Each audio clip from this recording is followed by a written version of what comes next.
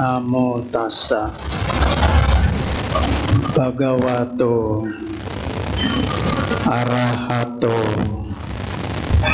sama sambuddhassa. Namo tassa bhagavato arahato sama sambuddhassa. Namo tassa bhagavato arahato sama sambuddhassa. Sebagian orang tidak menyadari bahwa di dalam pertengkaran akan membuat mereka binasa. Tetapi bagi mereka yang menyadari kebenaran ini, akan segera mengakhiri semua pertengkaran. Dhammapada Syair 6.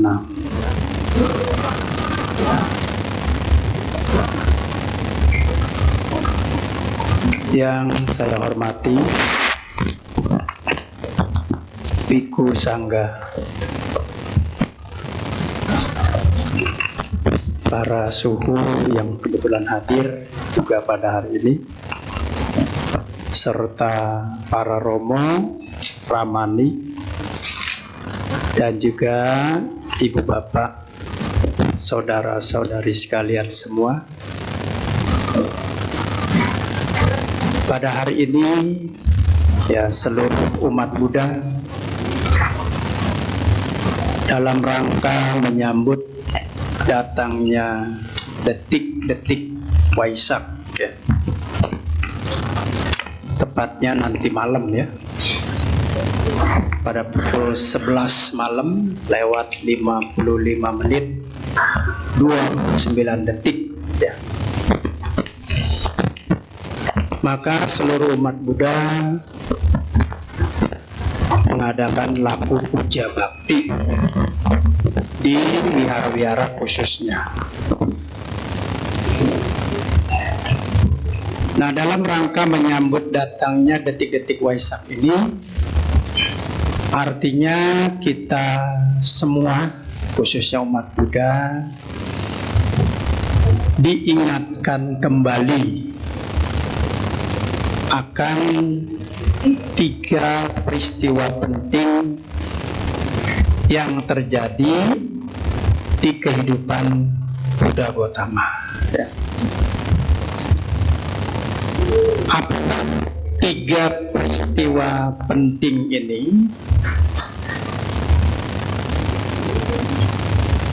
Yang pertama adalah lahirnya Pangeran Siddhartha Gautama.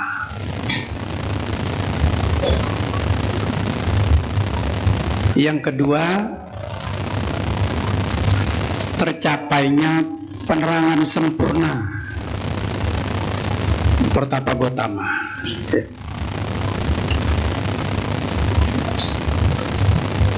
Yang ketiga, parinibbananya Sang Buddha. 3 peristiwa ini terjadi pada hari dan bulan yang sama, tapi tahunnya berbeda-beda.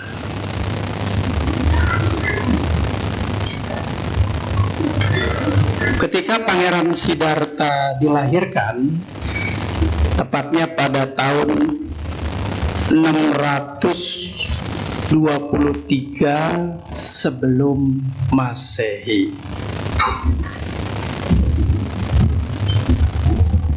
yaitu di Taman Lumbini yang indah. Ya, kalau sekarang tepatnya di Nepal ya.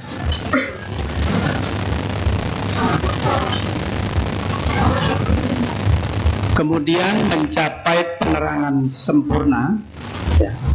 Sang Buddha mencapai penerangan sempurna di Bodh Gaya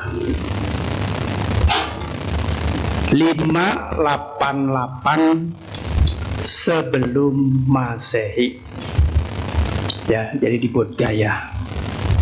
Sekarang di India, ya, di India. Tepatnya di India.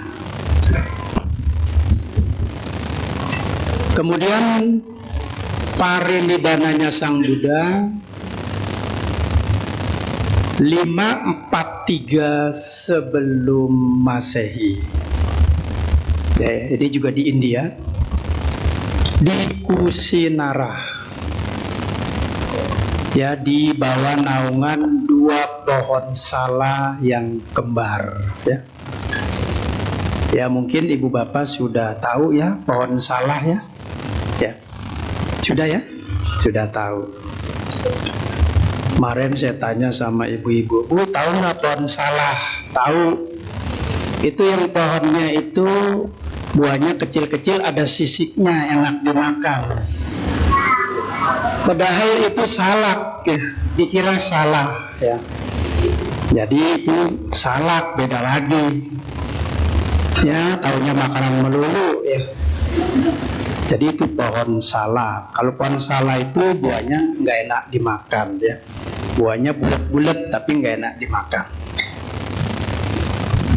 Nah, biasanya umat Buddha pada saat datang ke tempat kelahiran Pangeran Siddhartha, mereka melakukan puja bakti, ya, mengenang kelahirannya. Lalu datang lagi ke ziarah yang kedua, yaitu di Bodh Gaya. Biasanya umatnya senang meditasi, ya. Ya, Bante sendiri juga pernah meditasi di Bodh Gaya dengan berikrar, ya. Ya, sebelum saya bertekad untuk meditasi ini, walaupun tubuh saya itu hancur lebur, darahku mengering, saya tidak akan bangkit di tempat ini sebelum 30 menit. Jadi 30 menit. Ya. Ya, enggak seperti Buddha, ya. Darahku mengering sampai lebur di situ, ya, enggak, ya. Jadi cuma 30 menit, ya. Kemudian parinibbananya Sang Buddha. Ya, parinibbana Sang Buddha itu mereka ziarah ke sana. Setelah melakukan puja bakti, biasanya para umat Buddha biasanya sedih, ya, banyak yang menangis kalau di tempat parinibbana Sang Buddha, mengingat Sang Buddha telah parinibbana di situ. Jadi umatnya rata-rata sedih, ya. Kalau yang terutama yang baru datang biasa sedih. Ya, sedihnya itu bukan karena mikirin utang, bukan, ya, tapi karena terharu Sang Buddha seolah-olah pada saat itu parinibbana. Ya, terutama yang sering menangis ini adalah ibu. Ya, kalau bapak-bapak, kalau saya lihatin matanya itu nggak ada yang nangis. Ya, kenapa? Karena ibu-ibu itu air matanya cetek. Ya, makanya jangan kaget, jangan heran. Tas-tasnya itu isinya tisu melulu. Ya. Ya, karena air matanya cetek. Melihat kucing mati nangis, padahal nggak ada hubungan, ya. Begitulah wanita, ya, umumnya seperti itu, ya. Kalau bapak-bapak jarang ada yang sedih. Sekali ada yang sedih, nangis, ternyata kecolok matanya, ya. Jadi sedih, ya, karena kecolok, ya. Yaitulah 3 peristiwa Saulangahi yang terjadi pada saat Tri Suci Waisak, kelahiran, mencapai penerangan sempurna, dan parinibbananya Sang Buddha, ya. Nah, pada saat menyambut datangnya detik-detik Waisak, khususnya seluruh umat Buddha Indonesia mengadakan perbuatan-perbuatan baik dalam sebulan penuh itu, ya. Misalnya ada yang pindah patah massal, ya. Ya, baru-baru ini kita mendengar di Jakarta, ya. Kemudian melakukan baksos, ya, baksos. Kemudian melakukan SPD, ya. Ada yang sebulan pendalaman dhamma, ya. Kalau sebulan nggak kuat bisa seminggu pendalaman dhamma. Ada juga yang nggak kuat juga seminggu kelamaan, jadi cuma sehari pendalaman dhamma. Selanjutnya baru detik-detik dirayakan, ya. Serta perbuatan-perbuatan baiknya yang selalu dilakukan oleh umat Buddha, ya. Nah, untuk itu pada detik-detik Waisak ini saya mengambil tema cinta kasih mencegah pertikaian, ya. Tema ini sangat penting untuk kita renungkan bersama, ya. Yang mana akhir-akhir ini mungkin ibu bapak, saudara-saudara sama, ya, pernah mendengar, mungkin bahkan sering mendengar di mana terjadinya kekerasan-kekerasan, ya. Kemudian pertikaian, ya, yang terjadi akhir-akhir ini, ya. Ada yang tawuran, ya, tawuran di mana-mana, ya. Ada juga yang rebutan tanah, ya. Ada juga yang bertikai masyarakat yang satu dengan yang lain.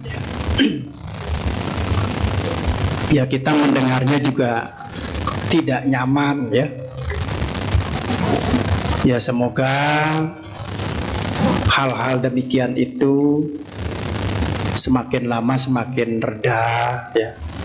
Dan semua orang yang bertikai bisa menyadari bahwa hal itu tidak baik, ya. Padahal kalau saya lihat atau kita baca dari kasus per kasusnya, ya urusannya sepele, ya. Ada yang rebutan pacar, ya. Cuma gara-gara wanita mereka bertikai, lapor dengan temannya, akhirnya berkelahi. Cuma gara-gara wanita, padahal wanita itu tidak sedaun kelor, ya. Suatu hari ada seorang remaja datang kepada saya, Bante, saya diputusin sama pacar saya kesel, saya mau pukul dia. Saya bilang jangan, kalau kamu putus cinta, kamu tulislah resep saya, ini sangat jitu. Apa Bante? Kipas-kipas cari angin. Kalau pacar lepas cari yang lain.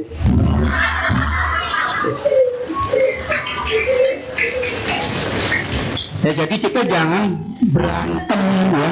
Kita jangan berkelahi. Ya, kalau bukan itu milik kita, sudah lepasin saja. Kita bisa cari yang lain, ya. Jangan sampai bertikai berantem. Tidak ada gunanya, tidak ada manfaatnya, ya. Pepatah mengatakan orang yang suka berkelahi, ya, yang menang itu jadi abu, ya.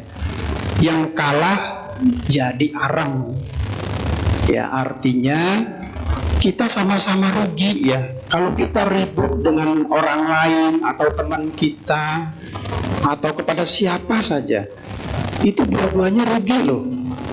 Yang pertama, secara fisik kita bisa cacat, ya. Misalnya kita kepukul benda tajam, ya, mungkin bisa geger otak, ya. Atau terkena pisau, ya, kita jadi cacat permanen tangan kita. Nah, itu dari segi fisik, ya. Dari segi mental, akibat dari perkelahian, pertikaian itu, dari segi mental kita jadi trauma, ya. kita jadi trauma berat, ya. Kemana-mana kita takut, ya, karena sering terjadi keributan dan perkelahian tadi. Pernah menghantui kita, jadi kita jadi trauma. Kemudian secara materi, ya, kalau kita sering bertikai, ribut sana, ribut sini, ya, berantem sana, berantem sini, akibatnya apa? Bisa menimbulkan materi. Ya, bisa aja pedagang-pedagang pada takut, ya, takut jualan, ya, takut dirusak, takut terjadi masalah, ya. Itu salah satu akibatnya itu, belum akibat-akibat yang lain. Jadi kalau kita bertikai, ribut sana, ribut sini, ya, perang sana, perang sini, ya, tawuran, yang rugi bukannya kita saja, musuh kita juga rugi. Semua masyarakat yang ada di sekitar kita itu semua sama-sama dirugikan. Jadi betapa hancurnya negeri kita ini kalau terjadi pertikaian itu. Makanya saya mengharapkan kepada seluruh umat Buddha harus cinta damai, ya, harus mengembangkan cinta kasih supaya kita terbebas dari pertikaian-pertikaian, kebencian-kebencian. Pada suatu ketika Sang Buddha pernah menasihati muridnya, ya. Muridnya itu yang keras kepala, ya. Kalau bahasa Chinese-nya itu keras kepala namanya Auban, ya. Auban, ya. Auban itu keras kepala, ya. Makanya orang yang Auban itu pegang kepalanya keras, ya. Kalau nggak percaya nanti bisa dibuktikan setelah yang satu ini, ya. Kepalanya keras. Ya, Sang Buddha pernah menasihati, ya. Kemudian memberikan sabda. Selama seseorang berpikir, ya, dia telah mengalahkan saya, dia telah memukul saya, dia telah menghina saya, dia telah merampas barang-barang milik saya. Selama berpikir seperti itu, maka kebencian tidak akan berakhir. Lalu Sang Buddha melanjutkan, kebencian akan berakhir apabila dibalas dengan cinta kasih, yaitu tidak membenci. Inilah hukum abadi, ya. Ya, makanya ibu-ibu kalau misalnya temannya salah, dimaafkan, ya. Jangan tiada maaf bagimu dan bagiku, ya. Harus dimaafkan. Kenapa kita perlu memaafkan orang yang bersalah? Karena kita sendiri juga suka salah. Dan di dalam Dhamma dikatakan orang yang memaafkan orang lain disebut abhayadana. Abhayadana, yaitu orang yang memaafkan kesalahan orang lain. Maka kita harus memaafkan. Tapi andai kata kita yang salah, lalu kita meminta maaf, lalu tidak dimaafkan, ibu bapak jangan kesel, jangan putus asa, apalagi sampai putus beneran.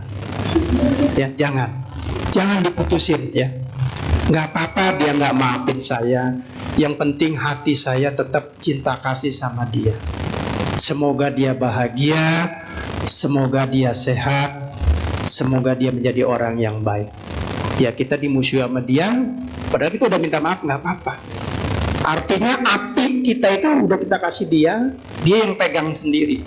Yang penting kita jangan dendam. Ya, kebanyakan orang nggak demikian. Ya. Begitu kita minta maaf nggak dimaafkan, doanya apa? Semoga hidupnya hancur lebur, ya, kayak bubur, ya. Ya, malah disumpahin, jangan, ya. Jadi ketika kita minta maaf nggak dimaafin, nggak apa-apa, semoga dia bahagia. Ketika orang lain minta maaf sama kita maafin, Ya, semoga dia juga bahagia. Itulah cinta kasih. Ya, dengan demikian ini dapat mencegah pertikaian, perkelahian, ya, di dalam kehidupan kita. Makanya kita harus belajar meta atau cinta kasih dalam kehidupan sehari-hari dengan bermeditasi meta itu, ya, supaya kita menjadi manusia yang memiliki cinta kasih yang sungguh-sungguh. Ya. Nah, di zaman Sang Buddha pernah terjadi juga yang namanya pertikaian, ya, di mana ada seorang raja, yaitu Raja Ajatasattu, ya. Dia dari Magadha, kemudian Raja Pasenadi dari Kosala. Ya, mereka berperang, ya, memperebutkan harta, ya. Itu disebabkan karena Raja Ajatasattu sebelum jadi raja pernah membunuh ayahnya sendiri, Raja Bimbisara dari Magadha. Kemudian setelah dia membunuh ayahnya, sang Ratu Kusala Dewi ini, dia menangis. Singkat cerita, tak lama kemudian meninggal dunia. Nah, karena Ratu Kusala Dewi ini ada hubungan saudari dengan Raja Pasenadi, maka Raja Pasenadi mengambil aset dari desa Kasi. Nah, raja yang baru ini, Raja Ajatasattu, tidak terima. Nah, disitulah terjadi peperangan. Akibat dari peperangan itu banyak korban berjatuhan. Akibat dari peperangan itu harta benda juga banyak yang hancur lebur. Itu akibat dari peperangan tadi. Nah, setelah mendengar bahwa telah terjadi peperangan antara Raja Ajatasattu dan Raja Pasenadi, kemudian Sang Buddha bersabda, ya, yang menang menimbulkan penderitaan, yang kalah akan merasa sedih, ya. Orang, ya, yang pikirannya telah terbebas dari, orang yang telah tenang, damai dan bahagia karena dia sudah tidak mempunyai kemenangan dan kekalahan. Jadi tidak mencari kemenangan dan kekalahan. Jadi yang menang menimbulkan penderitaan, ya. Oleh karena itu kita jangan berperang, yaitu harus berdamai, sehingga hidup kita akan rukun, damai dan bahagia. Selama kita mencari kemenangan, mencari kekalahan, ya kita siap-siap menderita terus-menerus. Jadi bagaimana supaya tidak tercipta peperangan, supaya tidak tercipta pertikaian? Ya, kita jangan berperang, jangan bertikai, kembangkan cinta kasih. Ya, cinta kasih ini bahasa hati, bahasa dari hati ke hati. Cinta kasih ini adalah yang sangat menyejukkan di batin kita. Cinta kasih ini membuat kita hidup damai. Cinta kasih ini membuat semua makhluk hidup berbahagia. Kalau kita mampu mengembangkan cinta kasih, dapat memberikan kebahagiaan baik bagi diri sendiri maupun semua makhluk. Cinta kasih ini ada berupa harapan-harapan, kebahagiaan-kebahagiaan, dengan harapan agar semua makhluk hidup berbahagia. Nah, dengan demikian tercapailah harapan kita. Kalau kita tinggal di Indonesia ini selalu memancarkan cinta kasih, ya, maka tidak ada lagi kebencian, tidak ada lagi peperangan, tidak ada lagi pertikaian. Mereka saling menghormati, saling menghargai, saling memaafkan, ya, sehingga terbinalah kerukunan hidup, dan hidup kita akan menjadi damai selalu, ya. Baik Ibu Bapak, saudara-saudara sedama, sebelum saya akhiri, ya, tadi saya sudah di SMS-in tadi. Saya ucapkan selamat memperingati datangnya, ya. Dan ini belum Trisuci Waisak-nya, ya, detiknya belum, ya.